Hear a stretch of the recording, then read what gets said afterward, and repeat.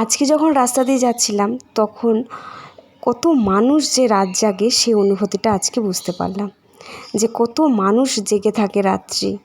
এই যারা ট্রাফিকে আছে, যারা গাড়ি চালাচ্ছে তারা, এমনকি যারা ঘুরতে যাচ্ছে তারাও জেগে থাকে। তো বন্ধুরা, good morning, welcome back to my channel. আশা করি তোমরা সবাই খুব ভালো আছো। আমরা সবাই খুব ভালো আছি। এখন আমরা আছি কোলাঘাটে। তো প্রচণ্ড মাথা ধরেছে, এখন বাজে 2:10। তো আমরা কোলাঘাটে এসে পৌঁছেছি। মা আমি এখানে চা খেয়ে নিচ্ছি, শুভ ভাই উপরে রয়েছে, তো ওরা ওখানে বসে খাচ্ছে। আর এখানে মণিমাও ছিল, মণিমা আমরা 3 জনে মিলে খাচ্ছিলাম। ভোরবেলা ঘুম ভেঙে গেছে, মানে বৃষ্টি কি বলতো, কোলাঘাট ছাড়ার পরে প্রচণ্ড বৃষ্টি, তো বৃষ্টি হচ্ছিল। আর এখন বাজে ভোর 4:30, তো ঘুম ভেঙে গেছে।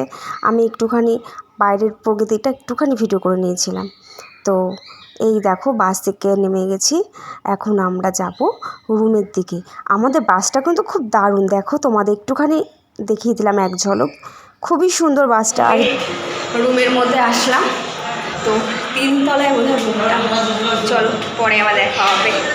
গুড মর্নিং সবাইকে। এই দেখো, চা আর বিস্কুট খাচ্ছি, জিরা বিস্কুটগুলো তো খেতে ভালো লাগে।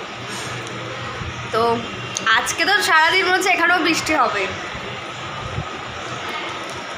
চলো, পরে আবার দেখা হবে তোমাদের সাথে। ও যে হোটেলটা আমরা আছি, এটা হচ্ছে ব্যালকনি, সুন্দর বেশ। আর এটা হচ্ছে রান্নাঘর। আর ওই দেখো, এটা হচ্ছে দোতলায় আছি আমরা, তো দোতলায় আছি। ওই দেখো মা, মানে কি বলতো, দুটো পরপর রুম পাইনি, নাই মারা নিচে থাকবে, হ্যাঁ মারাই নিচে থাকবে, আমরা দোতলায় থাকবো। ভাল লাগে বলো, এক জায়গায় সবাই থাকলে ভালো হয়। আমাদের পাগলি লাগছে তো, কেন বলো তো, চিরুনি দুজনের একজনও আনেনি। হ্যাঁ, কেউ আমরা চিরুনি আছি, কি অবস্থা। আমি বাসে উঠে মাকে বলছি, জানো তো কিছু মনে হয় একটা নিয়ে আসিনি, দেখবা যেই হোটেলে মানে দীঘায় যাব ঠিক মনে পড়বে। আমি সত্যি তাই আমি ব্যাক করে দেখছি কি চুলগুলো সব কেমন হয়ে গেছে, আমি তাই চুলটা একটু আঁচড়ে তারপরে ভালো হবে। প্রায় পাগলি লাগছে। ও মা, ব্যাগ খুঁজে দেখি একটা চিরুনি, আমি তো নিয়ে আসিনি, মাও নিয়ে আসেনি, তো আমাদের এখন চিরুনি কিনতে হবে।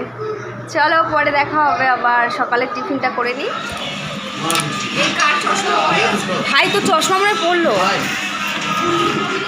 ঠিক আছে। সকালের টিফিন করে এখন যাচ্ছি সমুদ্রের পাড়ে। এই দেখো আমাদের পুচকু, কি করবে, সবাই মিলে যাচ্ছে।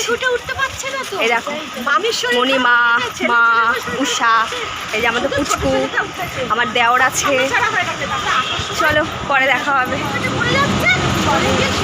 ছাতা হলে ভালো তো গো, পুরো আমাকে বেশি মাথায় দেয় রে।